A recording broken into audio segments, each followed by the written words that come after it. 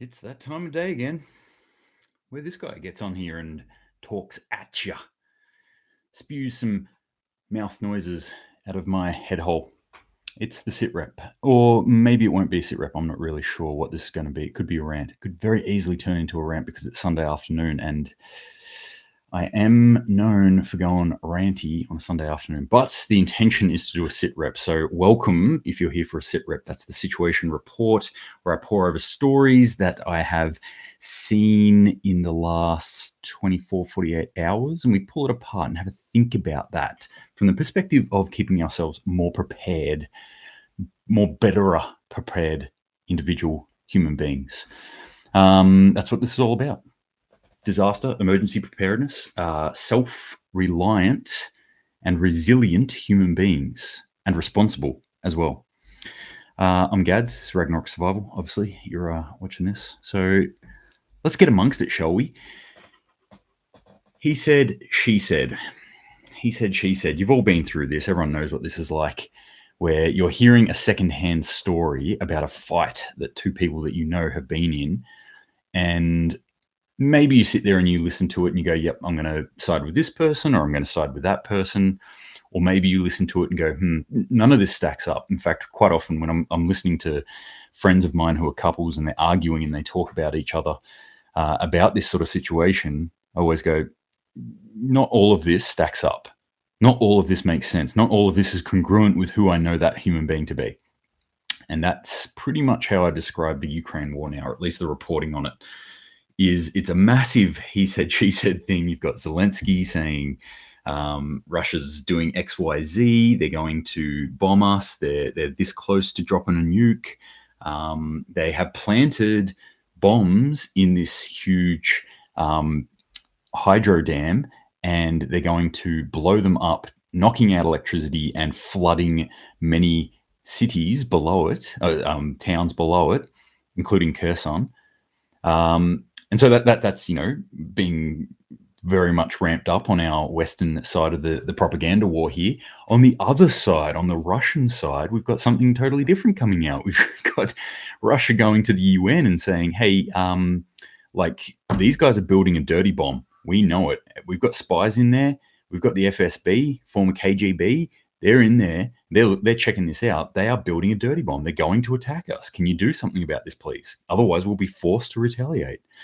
Or they are shelling that very hydro dam that you're saying that we put bombs in. Well, we didn't. They're shelling it. You've got Shoigu, the the Russian defense minister, calling everyone. He's getting on the phone to everyone. And he's saying, yo, like, there's some bad stuff happening here. You guys got to step in. You guys have got to do something about this and pull Ukraine back from the edge. So it's this whole he said, she said sort of thing that's going on. I'm just looking at all this information come out. I'm like, where is the line here? Where is the truth right now in this? The truth is that somebody is going to do something. If both sides are saying they're about to do this, they're about to do this, no, they're about to do this, they're about to do this, chances are they probably will do something. I'm not going to say who's right or wrong here. I would say there's a fair bit of lying from both sides, but I will point this out. If we look at Russia's previous track record, they do have a track record of gaslighting on this kind of scale, of going in there and saying, hey, this country's doing this country's doing this country's doing this, and then they go and do that. So if they're sitting there saying Ukraine's going to blow up this dam, I'd be worried about that dam. If I was living downstream of that dam right now, I would be packing my bags and getting the F out of there. All right, so who has Shoigu? I'm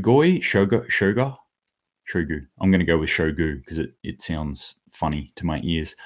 The defense minister from Russia has apparently called US twice, has called France at least once, has called UK at least once, and I think maybe there was another country like Germany or something, and has definitely reached out to the UN as well. And he is warning of uncontrolled escalation within the area, which that's something that we can like almost hang our hat on. Yeah, there will be uncontrolled escalation in this area. So What else we've got? Secretary Austin, he's reached out for the second time in 72 hours. This is pretty big. In 3 days, it's a pretty big deal. Kiev counterpoint to this has denied that they've got any sort of dirty bomb. Do they have the ability to do this? Well, they've got a lot of nuclear power plants. Do they have the ability to refine the nuclear material and weaponize it? Potentially. I mean, we're talking about a dirty bomb here, so let's delve into that for a second. What's the definition of dirty bomb when people are saying dirty bomb? Because there's a lot of ideas about a dirty bomb, but what the actual definition of a dirty bomb, as far as I know, is something like this. You get some form of radioactive material and you attach it to conventional munitions or bombs or IED or something like that. And so what it actually does, it is the explosion, which isn't a nuclear explosion, but it spreads the nuclear material around that area. Ergo, dirty. Now, I've read a couple of different things on dirty bombs. The main one and the trusted one, which I will try and think of what that was actually. It was some sort of nuclear scientist, research facility, something or other.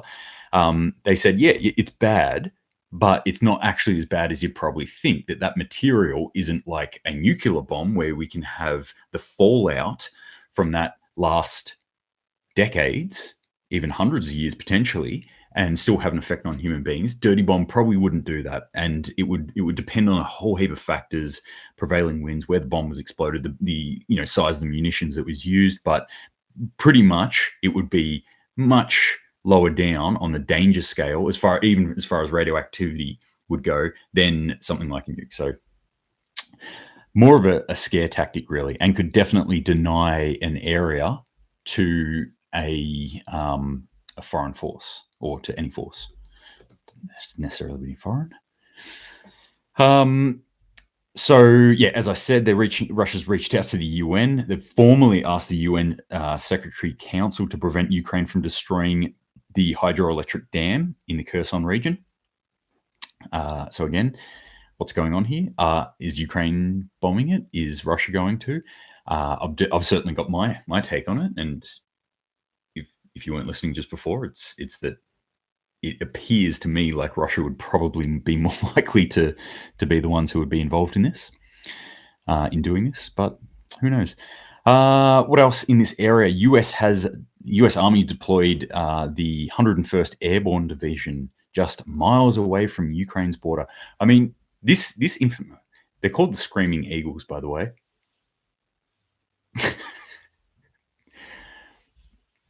I find that funny. If you find that funny too, you probably know why. Anyway, Screaming Eagles deployed miles away from the Ukraine border.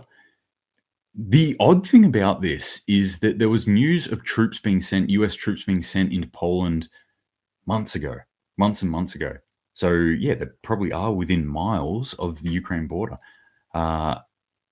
Why this is such a big deal now, I think, is just kind of more the propaganda war that's actually going on. And I'm just putting this in there because, I mean, maybe this is the sign. Maybe this is the whole thing. Like, oh, yes, US is preparing to move in. But all I'm seeing here is this propaganda war. And it's literally this he said, she said bullshit. Like, that's going on at the moment. It's this, like, the propaganda things going, well, look what this person, oh, well, look what we're doing. Oh, look, we're positioning troops here now. This only ends in one place. This only escalates the issue that's going on there. This only escalates the war that is currently being fought in this region here. All right, let's jump over to China now. China's ruling party has come together for their 20th National Congress, the Communist Party. Going to vote in their new leader. Shocking surprise. It's the same old leader. So he's done 2 terms. He's doing a 3rd term, which I think might be the first time they've done that. The 3rd term, gone into the 3rd term. A bit of, like, if you haven't seen the videos on this, like, it's very televised. It's very structured. It's very scripted, the whole thing. There's no big surprises that happen, except there was a big surprise that happened. I don't know what's going on there, but the leader, I can't remember his name. I'm totally blanking on his name. Pretty old dude who's sitting next to Xi Jinping. Has somebody come up to him during the actual conference? Has somebody come up to him, like an aide or something, talks to him about something, and then is kind of physically manhandled, like picked up. He gets up and he's kind of like held, and he like slaps Xi Jinping and slaps another dude on the back, like, "Yeah, good on you. I'm just gonna duck out for a second," and is helped or escorted out. It's very strange. It's like, what is going on here? And for something that is so scripted, it was extremely weird to be watching that sort of thing, or to see that sort of thing come out. I'm not sitting there watching this sort of thing. I'm not sitting there spending like 3 or 4 hours of my life going, yes, oh yes, oh okay, yeah. For starters, I don't speak the language, so I wouldn't understand anything that's going on. But I'm just not going to sit there. I don't even like watching our politics. Let alone any other countries. So yeah, anyway, I'm not watching it, but the video came out of it, and it's just a very weird thing that's going on there. The other thing that came out of this, maybe this is all a bit of a distraction, because one thing they actually did was amend their constitution. And yeah, they can do that if they want, I guess. It was just pretty key on what they amended it on. It says here, the Chinese Communist Party passed amendments to its constitution on Saturday, enshrining opposition to Taiwanese independence and highlighting efforts to boost Beijing's military potential. So I haven't read the exact write-up of this, but there is a little quote of it here that says, quote, agrees to include in the party constitution statements on, skip over this a little bit, resolutely opposing and deterring separatists and resolutely opposing and deterring separatists seeking Taiwan independence. So that's what the resolution says. So it's now in their constitution that they cannot allow Taiwan to go its own way. This is the latest, biggest line in the sand. And this is a big line in the sand. When a country actually puts it within their constitution that they must not let this part of their country go as far as they're concerned, Taiwan's part of their country, that they can't let them do anything else outside of what they want them to. This is huge grounds. This is like, now they can, as far as they're concerned, go into Taiwan and do military action there. That absolutely paves the ground for them, and it will be legitimized and legal in as far as they are concerned. Obviously not to other parts of the world like the West, where we're sitting here and going, hey, we kind of need those semiconductors. So no, you cannot do that. What else we got? This was interesting. Iran doing massive military maneuvers on the border of Azerbaijan. So Azerbaijan, Armenia, we were looking at this and we're like, hey, this looks like it might have a peaceful resolution. The issue being that Armenia and Iran have a pretty good commerce thing going on.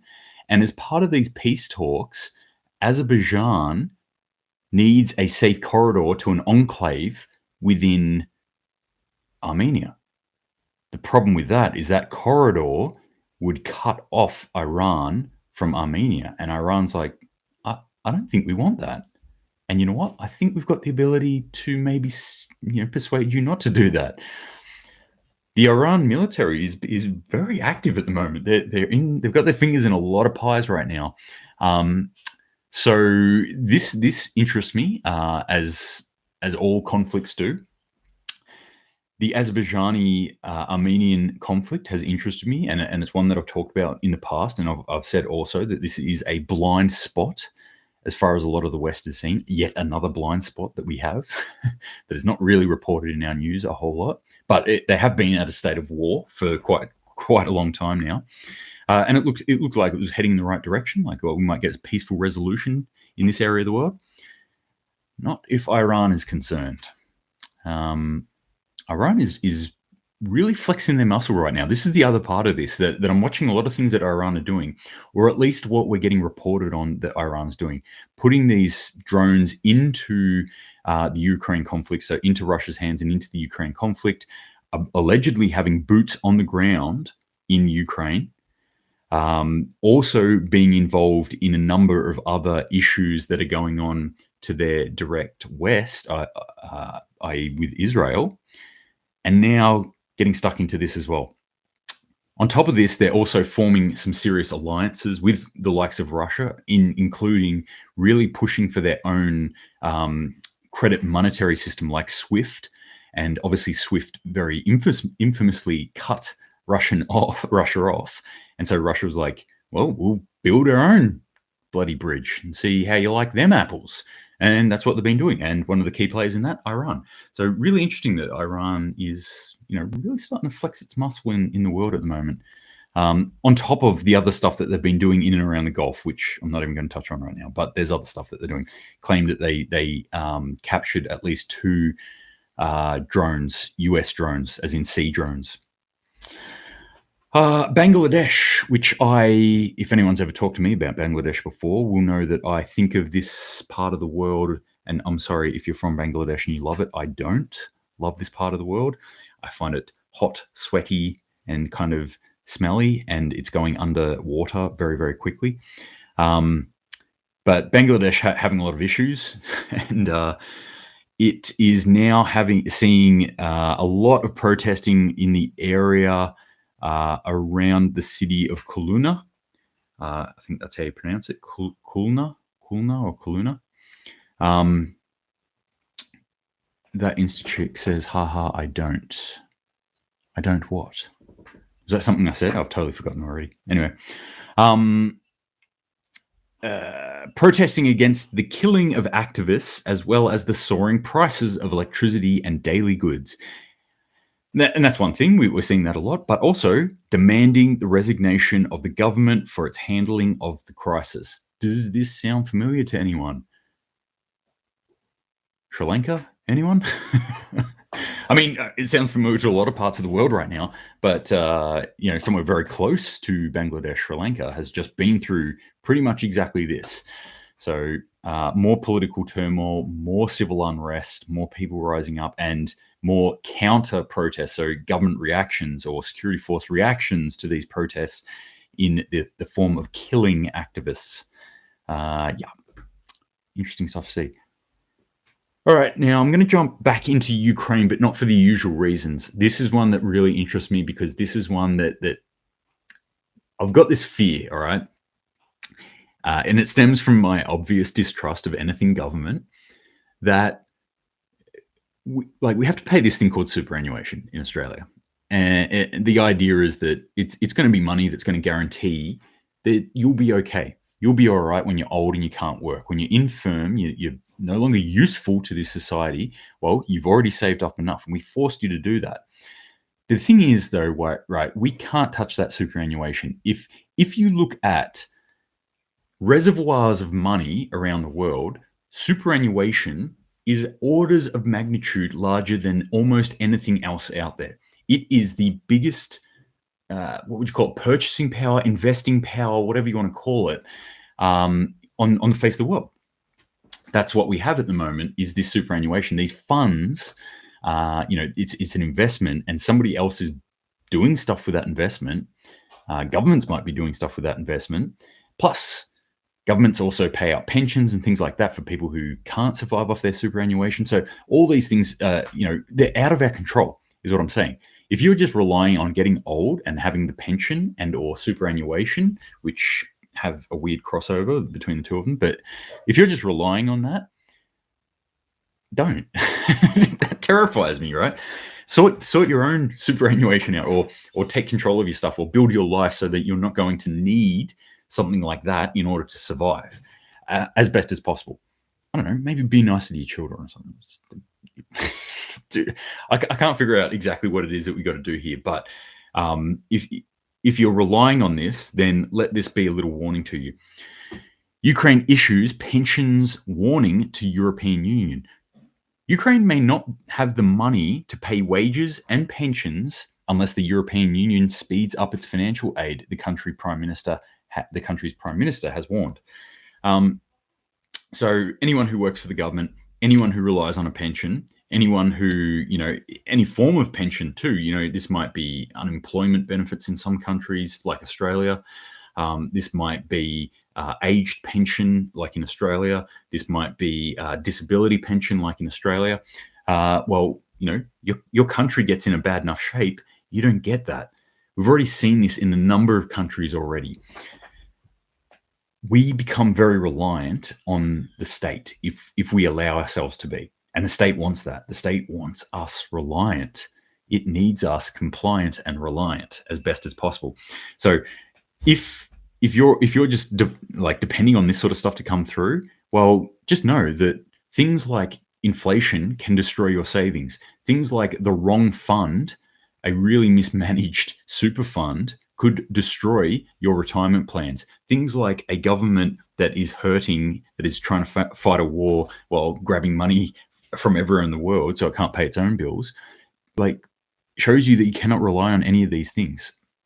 So again, this is part of becoming a self-reliant human being, is looking at this sort of stuff and going, okay, I can't rely on the government 100% to look after really anything to do with me. I need to take control of this. And this comes down to the basics. It still comes down to the basics. You don't have to be a guru of the stock market or, have a self-managed super fund or anything like that. You just have to figure out what you're going to need and put that away for yourself as best as possible, and whatever form that looks like. If you have a roof over your head, electricity turned on, food to eat, water to drink, and some way to secure yourself in those things, then you're probably going to be okay. So most of those things, or all of those things plus more, most of us look at and go, well, most people in society, I should say, look at that and go yeah, well, money buys all those things and the government sorts out the things that money doesn't buy. So just have money, right? No, don't just have money. It can become worthless very, very quickly. I knew this would get ranty. All right, let's get super ranty now. This is the last one that I'm going to talk about. This is an attack in Potsdam, Germany on yet another piece of art. This time it was mashed potatoes. So we've gone from tomato soup to mashed potatoes. I can see a theme. I can see we're going to get some really good recipes coming out of this. So I think it was tomato soup on a Van Gogh, and now mashed potatoes on a Monet. I like Monet. The Impressionist era, Impressionism. I really, I dig it.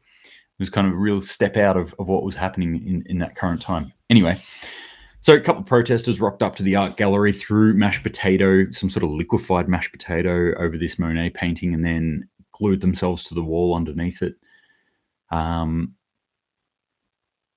Why, might you ask? Well, you probably should ask that. I don't have an answer for you. I don't know why.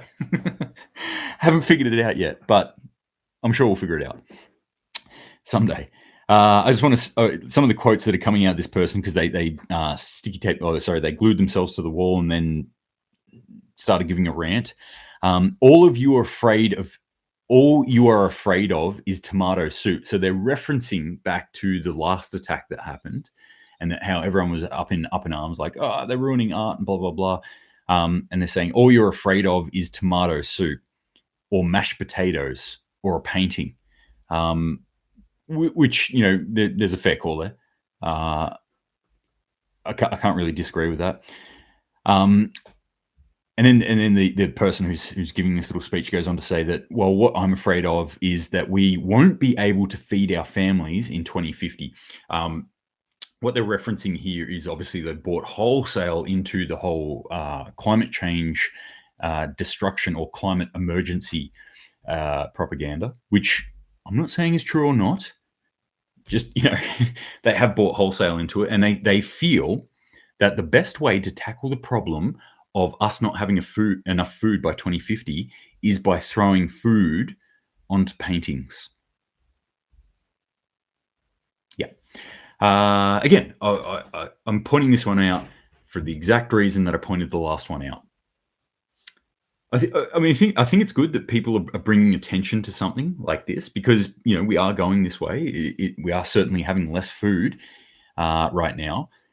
I just feel there might be a slightly more positive way for us to actually A, get the message out there, and B, actually do something about it, because I'm not sure what this does at the end of the day, apart from ruin some paintings and waste some good mashed potatoes and tomato soup. Yeah, I'm not sure what you're actually going to achieve there. Grow food. It's as simple as that. Grow food. This is like realistically becoming the most radical form of protest that you could do right now. If you want to like be the person that's like making the change, be the change you want to see in the world, then yeah, like do that. Actually do it. Grow some food. Grow some potatoes and mash them yourselves. Because I wonder where this mashed potato actually came from. I would hazard a guess, maybe a supermarket, probably the same place that can of tomato soup came from, a supermarket. I'm guessing they didn't grow the ingredients themselves, but if they did, that would be something that would actually be flying in the face of what they believe in, which is that we will not be able to feed our families by 2050.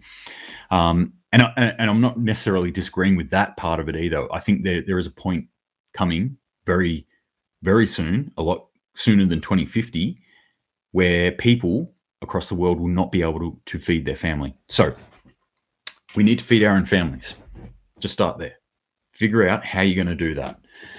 That's what I think we should be doing as quote unquote preppers, or just self-reliant, responsible human beings, growing as much of our own food as possible. I went out and I harvested some meat yesterday with my friend. I was sitting on my ass on the couch doing sweet FA. What was I doing? I was trying to play a video game. And I get a message. He's like, hey, do you want to go for a hunt? I'm like, yeah, I want to go for a hunt. So off we went. And lo and behold, we were successful. It's been a little minute since I've been successful on a hunt. Got 2 goats that he was prepping, butchering, hanging today. So yeehaw. I'm not saying everyone can go out and hunt, but we do need to start really considering where we get our food from and how we can make that more resilient and make ourselves more resilient. So yeah. Stony Creek Stumpy says grow food 100. I thought they banned the 100 emoji. I thought it was like offensive to some people. 100 is a really unrealistic place for anyone to get to, and it just makes me feel really stressed when you say 100%. No, I'm joking. Throw those hundreds out there, because that's what we've got to do. Grow food 100%. Learn how to harvest your own animals 100%. If you can, learn how to butcher, skin animals. These are the sorts of skills that you require, not gluing yourself to a fucking painting while throwing food at it. Bless yous. Good on yous.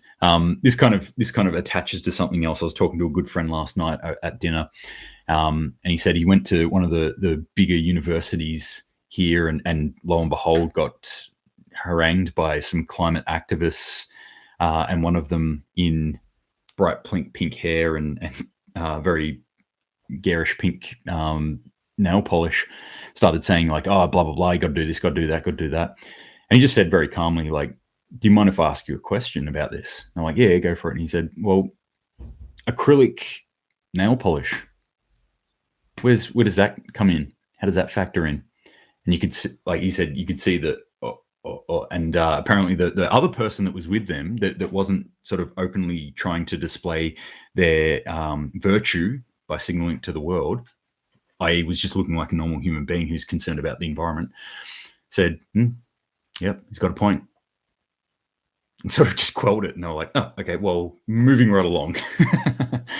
It's the hypocrisy of this sort of stuff. But at the end of the day, I'm not going to stop anyone from getting out there and saying their part. I'm a big proponent for free speech. I'm also a massive, probably a bigger proponent for action. Words are one thing, but action speaks louder than words, as the saying goes. So if we can get out there and actually start growing our own food, actually start doing this, actually start becoming a self-reliant human being ourselves, then we'll make the change. Then we don't have to worry about the other stuff so much. They'll figure it out. And if enough of us are doing it, other people will join in. Why? Because if there's nothing else I've learned from the last 2 years, is that the majority of human beings out there are total sheeple that just want to follow. And if enough people are doing it and it looks cool, they'll follow. All right, that's it for today, gang. Thank you very much for joining me. Apologies about the sound quality again. It appears to have been a bit disrupted, but that's all right. I'll keep working on it. There's a very nice comment on YouTube that said, hey, why try and fix something that's not broken? You're perfect just the way you are. I was like, thank you. I feel that. I appreciate you guys, though. I really do. I appreciate it. I actually just went back through the YouTube comments and tried to reply to everyone that I could, or give them thumbs up and likes where I could. That's a hard task. It's very taxing because some of them are not overly nice, or maybe are just a bit opinionated. So, that's cool. That's what they want to do. But I really, really appreciate, I just want to say, I really, really appreciate all of you who throw comments in there, who give likes. Bunch of people who have jumped on, liked and subscribed to the YouTube channel, the Instagram channel, and a couple more people have been downloading the podcast. So I really appreciate it if you're listening to it. Thank you very much. I hope there's something worthwhile in my ramblings that improves your day or encourages you somehow, or that you go out and encourage someone else. So that's it. Gaslighting, virtue signaling from the sheep, collective programming from Uhtred, son of Uhtred. Yes, that's exactly it. But I don't want to get labeled Alex Jones on this, so I won't put it in that kind of frame. All right, that's it, gang. I hope you're well. Probably not going to do SitRep tomorrow because I'm busy but try and get one out the next day. Until then, stay safe, keep prepping, and as always, Semper Paratus.